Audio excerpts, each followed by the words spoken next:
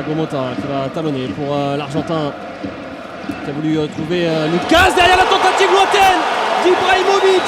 Et Verkout complètement surpris sur cette inspiration du Suédois. Et ça fait déjà 2-0 pour le Paris Saint-Germain.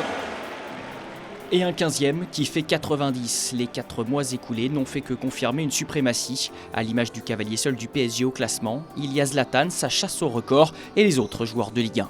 À Caen, juste avant la trêve, le Suédois a donc soldé sa 2e demi-saison la plus prolifique depuis son arrivée, suscitant toujours les louanges de son coach.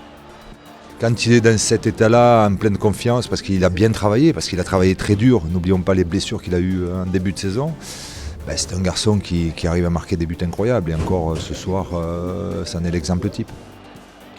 La mise en perspective de Laurent Blanc est en effet indispensable. 15 buts, dont 5 pénaltys. Le chiffre brut ne relate pas forcément la cure de jouvence d'Ibrahimovic. Ses bulletins médicaux du début d'exercice non plus d'ailleurs. Entorse du genou, puis douleurs au dos. La fin d'été de l'ancien de l'Inter semblait le ramener invariablement à sa condition d'attaquant de 34 ans en fin de contrat. Mais Zlatan ne serait pas Ibra sans cet orgueil de champion qui n'a d'égal que son talent. À son retour sur les terrains mi-septembre, la mise au point est cinglante. 3 buts en 2 matchs avec son équipe nationale qu'il qualifie à lui seul pour l'Euro. En Ligue 1, 12 titularisations, 15 réalisations. Une aura qui ne s'exerce pas que dans la finition. Avec 6 passes décisives, il a déjà atteint son total d'assists de la saison dernière. Je pense que le fait de l'avoir préservé, de l'avoir fait jouer aussi beaucoup, en essayant de le gérer le mieux possible, lui a permis de retrouver une aisance technique qui est due, à mon avis, en grande partie à son physique, qui est devenu et qui est retourné très solide. Il est très solide dans ce domaine-là. Et après il y a un cercle qui s'appelle la confiance, qui est quand tu fais des bonnes prestations, quand tu te sens bien, quand tu retrouves un petit peu de l'agilité dans tes appuis, tu le sens sur le terrain, que tu redeviens vraiment performant et que physiquement tu te sens de mieux en mieux.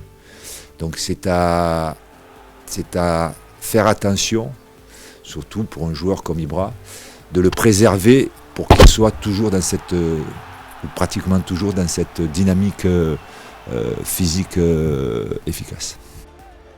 Efficace, c'est le mot. Une réalisation toutes les 75 minutes, ratio inédit pour lui à Paris, même lors de sa première saison finie à 30 buts.